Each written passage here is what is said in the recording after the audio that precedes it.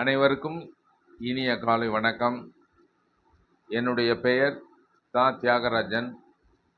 முதுகலை தமிழாசிரியராக 37 ஆண்டுகள் பணியாற்றிவிட்டு கடந்த 12 ஆண்டுகளாக டிஎன்பிஎஸ்சி குரூப் 1, 2, 3, 4 எல்லாமே 8 இதுக்கு பிரிவுகளுக்கும் முதுகலை தமிழாசிரியராக பணியாற்றியதால் அந்த அனுபவங்களையும் நான் படித்து கொண்ட விஷயங்களையும் வைத்து டிஎன்பிஎஸ்சி போட்டித் தேர்வுகளுக்கு நடத்தி கொண்டிருக்கிறோம். டிஆர்பி, டெட்டு எல்லாத்துக்கும் நடத்துகிறோம்.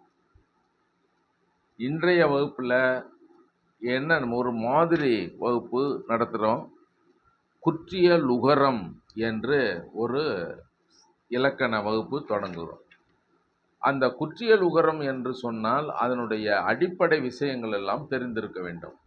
குறுமை ப்ளஸ் இயல் ப்ளஸ் கூட்டல் அப்புறம் உகரம். உகரம்தான் குறுகி ஒலிக்கும். அதனால் இது குற்றியலுகரம் என்று சொல்லுகிறோம். குற்றியலுகரம் என்று சொன்னால் இதை எப்படி புரிந்து கொள்வது என்பதற்கு 12ஆம் வகுப்பு புத்தகத்தில் ஒரு விளக்கம் சொல்லியிருக்கிறார்கள். எப்படின்னு கேட்டிங்கன்னா, சென்னை கிறித்துவ கல்லூரியில் ஒரு தமிழ் பேராசிரியர் பணியிடம் இருக்கிறது. அதற்கு ஒரு மாணவர் விண்ணப்பித்திருக்கிறார். அங்கே இருக்கக்கூடிய பேராசிரியர் அன்று நேர்காணலுக்கு வர சொல்லுகிறார். அந்த பையன் என்ன செய்கிறார்னா, முதுகலை படிச்சுட்டு அவர் இன்டர்வியூக்கு வேலைக்கு போகிறார். அங்கே ஒரே கேள்வி தான், அந்த பேராசிரியர் ஒரு கேள்வி தான் கேட்குறார். என்ன கேள்வின்னு கேட்டிங்கன்னா, குற்றியலுகரம் என்றால் என்னன்னு கேட்டார். அதுக்கு அந்த பையன் சொன்னார், அகுது எனக்கு தெரியாது என்று சொன்னார். உடனே அவரை பணியில் அமர்த்து விட்டார்கள். ஏன் சார் பணி? அந்த முதல்வர் கேட்டார், ஏப்பா அவர் தான் எதுவும் எனக்கு தெரியாதுன்னு சொல்கிறாரு, நீ அவரை போய் பணியிடத்தில் அமர்த்தினா எப்படி? கல்லூரி கெட்டு போயிடாதா? மாணவர்கள் சந்தேகப்பட மாட்டாங்களா அப்படின்னு கேட்கும்போது, இல்லை, அந்த மாணவர் சொன்னது அகுது என்பது ஒரு குற்றியலுகரம், எனக்கு என்பது ஒரு குற்றியலுகரம், தெரியாது என்பதில் ஒரு குற்றியலுகரம். ஆக 3 குற்றியலுகரத்தை வைத்து ஒரு இலக்கண அந்த கருத்தமைவை மிக அருமையாக விளக்கினார். அந்த மாணவராக நேர்முக தேர்வுக்கு வந்தவர், நேர்காணலுக்கு வந்தவர் மறைமலை அடிகள். அங்கு பேராசிரியராக அமர்ந்து இன்டர்வியூ நடத்தினவர், அவர் பேர் பரிதிமார் கலைஞர். இந்த 2 பேரும் சேர்ந்து அந்த கல்லூரியில் மிக அற்புதமாக நடத்தியிருக்கிறார்கள். அதுக்கு முன்னாடி இருந்த பேராசிரியர் சர்க்குணம் என்பவர் நடத்தியிருக்கிறார். அந்த சர்க்குணத்தினுடைய பேச்சையெல்லாம் கேட்டுத்தான் நம்ம ஊரில் மயிலை சீனி வெங்கடசாமி என்று ஒருவர் இருக்கிறார். அவர் கிறித்துவமும் தமிழும் என்ற புத்தகத்தை எழுதியதாக வரலாற்றில் சொல்லுகிறார். சரி, இன்று நாம் குற்றியலுகரம் என்று சொன்னால் என்ன அப்படின்னு கேட்டால், இப்போ நான் சொல்கிறத பாருங்க. புகு, பசு, விடு, அது, வரு என்றெல்லாம் சொல்கிறோம். நான் சொல்லியிருக்கக்கூடிய எழுத்துக்களில் 2 எழுத்து இருக்குது, நன்றாக கவனித்து கொள்ளுங்கள். அடுத்தது குழந்தை என்று சொல்லுகிறோம். அது கு என்ற எழுத்து முன்னாடி சொல்லினுடைய முதல்ல வருது. வகுப்பு என்று சொல்லக்கூடியதில் கு என்பது சொல்லினுடைய இடையில் வருகிறது. பாக்கு என்று சொல்லக்கூடியது சொல்லினுடைய இறுதியில் வருகிறது. இந்த சொல்லை சொல்லி பார்த்தா முதலின் இடையிலும் வரும்போது முழுமையாக ஒலிக்கிறது. ஆனால் இறுதியில் வரும்போது மட்டும் அரை மாத்திரை அளவே ஒலிக்கின்றது. அதனால் இதுதான் குற்றியலுகரம் என்று சொல்லுகிறோம். ஆனால் குற்றியலுகரம் என்பதற்கு இப்போ நான் ஒன்று சொல்கிறேன் பாருங்க. வரவு அறியா, அதுலேயும் குற்றியலுகரம் இருக்குதா இல்லையா? வரவு என்பதில் உகரம் இருக்குதே ஒழிய அதில் வரக்கூடிய உகரம் குற்றியலுகரம் இல்லை. ஏன் என்று கேட்டால் கடைசியில் தான் வந்திருக்குது. கதவு வரவு அறியா என்று வருது. வரவு என்பதில் குற்றியலுகரம் தான். அப்படின்னா அது குற்றியலுகரமா இல்லையான்னு இப்போ கண்டுபிடிக்க போகிறோம். ஏன் சார் குற்றியலுகரம் இல்லை என்று கேட்டால், அதை பார்த்தா பிரித்து பார்த்துங்க.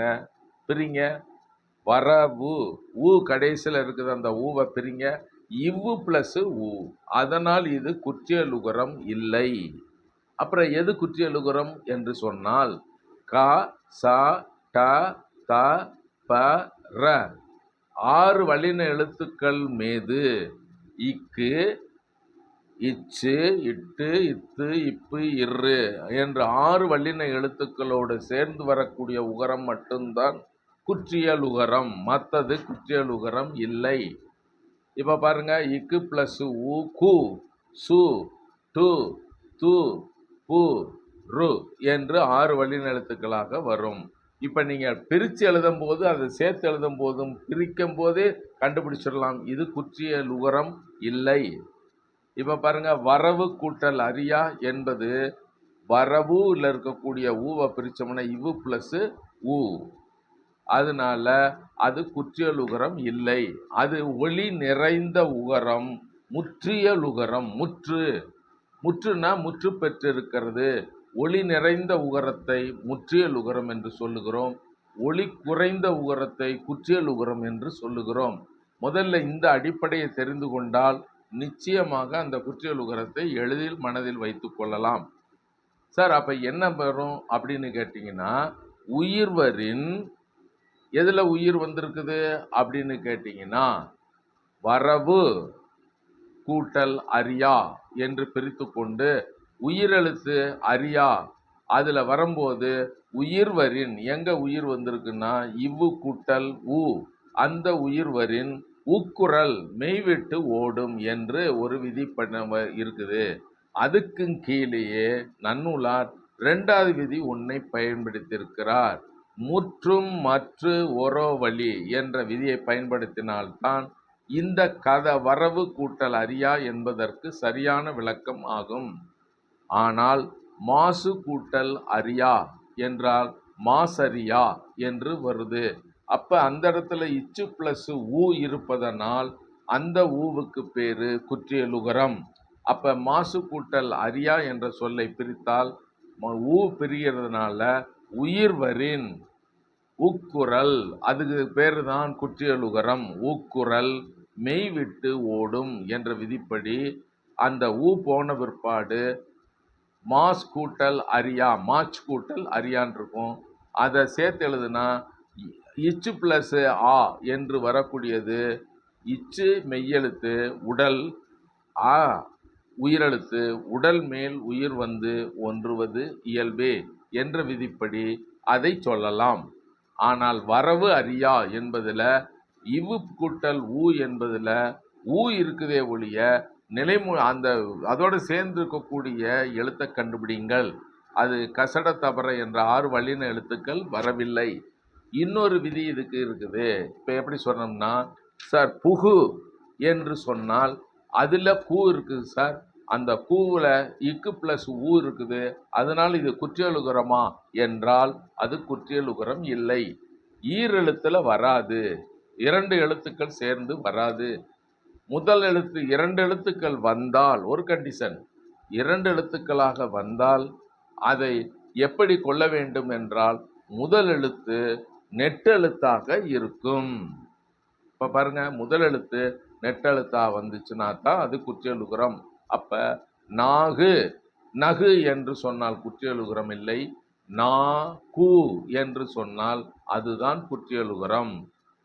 அதனால் இதற்கு மாத்திரை எவ்வளவு சொல்றாங்க அப்படின்னா அரை மாத்திரை.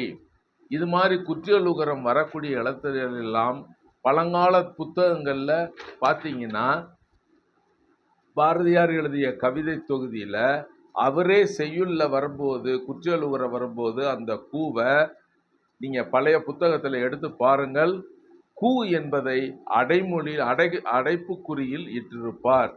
அது யாப்பில கணக்கிடக்கூடாது என்பதன் அடிப்படை. அதனால் கூ என்பதை அதை தனியா போட்டிருப்பாரு. இது மாதிரி பழங்காலத்தினுடைய அந்த இலக்கண அமைப்பு விதிகளை எல்லாம் உள்நோக்கி இந்த குற்றியலுகரத்தை புரிந்து வைத்துக் கொள்ள வேண்டும். இப்ப தேர்வுல கேட்டிருக்கக்கூடிய ஒரு வினாவை சொல்ல போறேன். இப்ப எப்படின்னு கேட்டீங்கன்னா, இதில் பொருந்தாதது எது என்று ஒரு கேள்வி டிஎன்பிஎஸ்சியில் கேட்குறாங்க. 1 A answer A 1, B 2, C 7, D 3. இதுல எது வித்தியாசமாக வேறுபட்டு இருக்கிறது அப்படின்னா, ஏல சொன்ன 1, பில சொன்ன 2, 4ல சொன்ன ஏ, அதாவது டில சொன்ன 4 எல்லாமே கசட தவற என்று வரக்கூடிய அந்த எழுத்துக்கள்ல சேர்ந்து வரக்கூடிய உகரமாக. ஆனால் 7 நிலைமொழி, அந்த இதை பிரிச்சு பாருங்க, இல் பிளஸ் இல் கூட்டல் ஊ. அப்ப 7 என்பது குற்றியல் ஊ வந்திருக்குது, அதனால இதை குற்றியல் உகரமா இல்லை.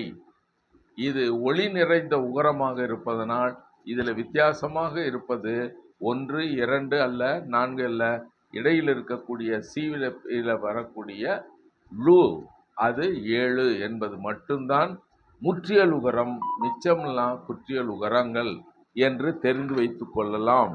இதை மட்டும் தெரிஞ்சாவே தேர்வில் எழுதும்போது இந்த குற்றியல் உகரம் இப்படித்தான் வரும் என்று தெரிந்து கொள்ளலாம்.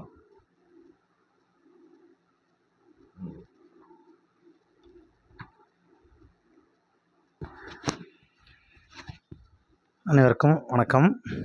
பார்த்தீங்கன்னா நம்ம குற்றியல் உரை இன்றைக்கி பார்த்தோம். இதை தொடர்ந்து பார்த்தீங்கன்னா அடுத்தடுத்த வீடியோவில் வந்து பார்த்திங்கன்னா அடுத்தடுத்த இலக்கண பகுதிகள் பார்க்குறோம். மறக்காமல் எங்கள் சேனலை சப்ஸ்கிரைப் பண்ணிக்கோங்க. மறக்காமல் உங்கள் நண்பர்களுக்கு ஷேர் பண்ணுங்கள். நன்றி, வணக்கம்.